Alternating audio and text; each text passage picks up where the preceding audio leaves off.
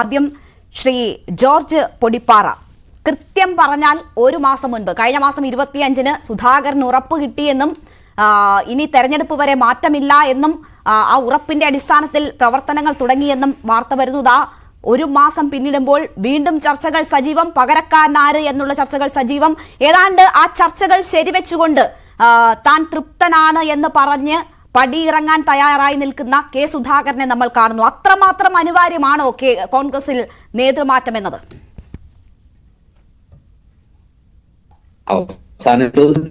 പറഞ്ഞാൽ കോൺഗ്രസ് ഉണ്ട് എന്ന് അങ്ങനെ നമുക്ക് തീർത്ത് പറയാൻ കഴിയില്ല. പക്ഷെ കുറെ നാളായിട്ട് ഈ ഒരു നേതൃമാറ്റത്തെ കുറിച്ചുള്ള ചർച്ചകൾ കോൺഗ്രസിനകത്ത് നടക്കുന്നുണ്ട്. അത് സംസ്ഥാന തലത്തിലുണ്ട്, ദേശീയ തലത്തിലുണ്ട്. അകലുകയും ചെയ്യുന്ന ഒരു പ്രഹേളികയാണ് ഈ നേതൃമാറ്റം അല്ലെങ്കിൽ അധ്യക്ഷ സ്ഥാനമാറ്റം എന്ന് അങ്ങനെ ഇത് കണ്ടുപിടി.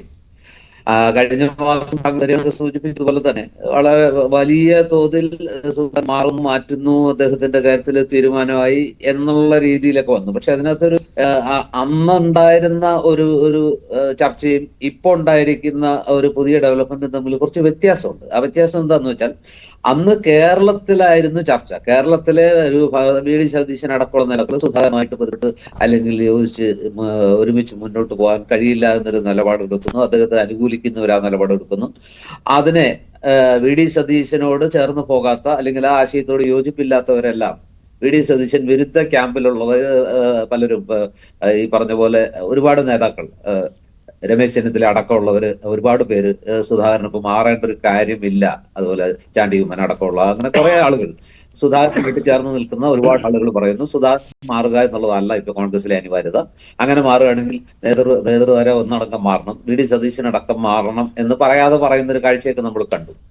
അങ്ങനെ ഒടുവിൽ സുധാകരൻ അങ്ങനെ അപമാനിതനായിട്ട് പുറത്തു പോകാൻ തയ്യാറായാൽ അതിന് ശരി, അത് തീർച്ചയായിട്ടും അതിന്റെ പ്രതികരണങ്ങൾ ഉണ്ടാവും. അത് പാർട്ടിക്ക് ദോഷം ചെയ്യില്ല, അല്ലെങ്കിൽ അദ്ദേഹം പൊട്ടിത്തെറിക്കുമെന്നും കൂടുതൽ ഗ്രൂപ്പിസത്തിലേക്കും പാർട്ടി കൂടുതൽ പ്രതിസന്ധിയിലേക്കും ഈ രണ്ട് തെരഞ്ഞെടുപ്പുകൾ പടിവാതിൽക്കൽ എത്തി നിൽക്കുകയുള്ള നേതൃമാറ്റം പാർട്ടിക്ക് ഗുണമല്ല ചെയ്യുക എന്നൊരു തോന്നലൊക്കെ ആ ഘട്ടത്തിൽ ഉണ്ടാവുകയും തുടർന്ന് അതിനകത്ത് താൽക്കാലികമായിട്ടെങ്കിലും ഒരു നേതൃമാറ്റ ചർച്ചകൾക്ക് ഒരു ശമനം ഉണ്ടാവുക, ഒരു വിരാമം ഉണ്ടാവുകയൊക്കെ ചെയ്തു. താൽക്കാലിക വിരാമമാണെന്ന് വേണം ഇപ്പോഴത്തെ അവസ്ഥ കാണുമ്പോൾ നമുക്ക് മനസ്സിലാക്കേണ്ടത്. പക്ഷെ ഇപ്പൊ എന്താ വെച്ചിരിക്കുന്നത് വെച്ചാൽ, ഇപ്പോഴത്തെ ഇനിഷ്യേറ്റീവ് ഹൈക്കമാൻഡിന്റെ ഭാഗത്തു നിന്നുണ്ടായിരിക്കുന്നത്. അതായത് അടുത്ത സംസ്ഥാന നേതാക്കളെല്ലാം പങ്കെടുപ്പിച്ചുകൊണ്ട് ഡൽഹിയിൽ തെരഞ്ഞെടുപ്പ് സംബന്ധിച്ച ആലോചനകൾക്കായിട്ട് തെരഞ്ഞെടുപ്പുകളെ സംബന്ധിച്ച് കൃത്യമായ രൂപരേഖ തയ്യാറാക്കാൻ ഈ യോഗം നടക്കുന്നു എന്ന് പറയുന്നു. അതിൽ ഇപ്പോ ഇടഞ്ഞു നിൽക്കുന്ന ജോർജ് പൊടിപ്പാറ, അത്തരം യോഗങ്ങളൊക്കെ നടക്കാനിരിക്കുകയാണ്. വളരെ സജീവമായി തന്നെ തെരഞ്ഞെടുപ്പിനെ എങ്ങനെ നേരിടണം എന്നത് സംബന്ധിച്ചുള്ള ചർച്ചകളൊക്കെ നടക്കുന്നുണ്ട്. ഞാനിവിടെ ചോദിക്കാൻ ആഗ്രഹിക്കുന്നത്, എന്ത് മാറ്റമാണ് കഴിഞ്ഞ ഒരു മാസത്തിനിടയിൽ ഉണ്ടായിട്ടുള്ളത്? അല്ലെങ്കിൽ കഴിഞ്ഞ നിർത്തിവെച്ച ഈ നേതൃമാറ്റം, ഈ സാഹചര്യങ്ങളൊക്കെ പരിഗണിച്ച് നിർത്തിവെച്ചു എന്ന് പറയുന്ന ഈ നേതൃമാറ്റം ഇപ്പോൾ പൊടിതട്ടിയെടുക്കേണ്ട സാഹചര്യം എന്താണ്? സമാനമായ സാഹചര്യം എന്താ? ഒരു ഉപതെരഞ്ഞെടുപ്പ് അടുത്ത് വന്നിരിക്കുന്നു, തദ്ദേശ തെരഞ്ഞെടുപ്പ് വരുന്നു, നിയമസഭാ തെരഞ്ഞെടുപ്പിന് ഒരുങ്ങേണ്ടുന്ന സമയം. അപ്പോൾ ഒരാളെ മാറ്റി നിർത്തിക്കൊണ്ടേ അതിന് പറ്റൂ എന്ന് ഉള്ള എന്ത് അനിവാര്യതയാണ് കോൺഗ്രസിനെ സംബന്ധിച്ചുള്ളത്? അത്രമാത്രം മോശക്കാരനാണോ KPCC അധ്യക്ഷൻ എന്നൊരു ചോദ്യമില്ലേ? തീർച്ചയായിട്ടും ആ ചോദ്യം വളരെ റെലവന്റ് ആണ്, വളരെ പ്രസക്തമാണ്. അതിൽ യാതൊരു സംശയമില്ല. കാരണം സുധാകരനെതിരെ അങ്ങനെ അദ്ദേഹത്തിന്റെ തല കൊയ്യാൻ അദ്ദേഹത്തെ മാത്രം മാറ്റി നിർത്താനുള്ള ഒരു കാരണം അല്ലെങ്കിൽ നമുക്ക് കൃത്യമായിട്ട് ചൂണ്ടിക്കാണിക്കാൻ പറ്റില്ല. കാരണം നേട്ടങ്ങളുണ്ടെങ്കിൽ അത് KPCC അധ്യക്ഷനോട് അവകാശപ്പെട്ടതാണ്.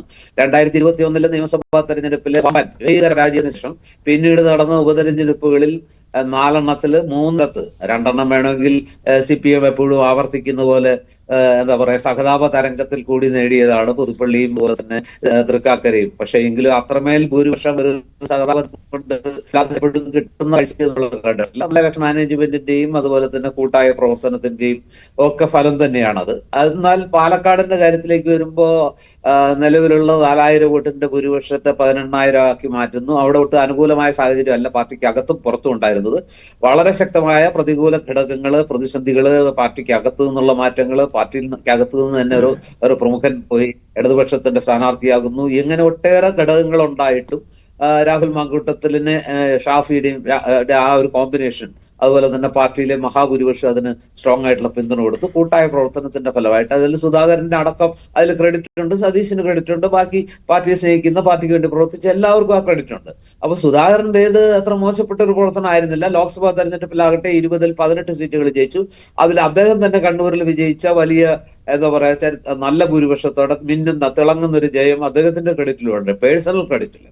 മാത്രമല്ല പഞ്ചായത്ത് ഉപതെരഞ്ഞെടുപ്പുകളിൽ ഇതിനു മുമ്പ്, ഈ തവണയാണ് ഇപ്പൊ ഈ 17 എന്ന് പറയുന്ന ഒരു കഴിഞ്ഞ തവണത്തെ പോലെ അത്രയും ക്ലിയർ കട്ട് ആയിട്ടുള്ള ഒരു നേട്ടം UDF കാണുന്നില്ല. എങ്കിലും സിറ്റിംഗ് സീറ്റുകൾക്ക് പുറമെ 2-3 സീറ്റുകൾ പിടിക്കാൻ UDF കഴിഞ്ഞു എന്നാണ് വിചാരിക്കാൻ.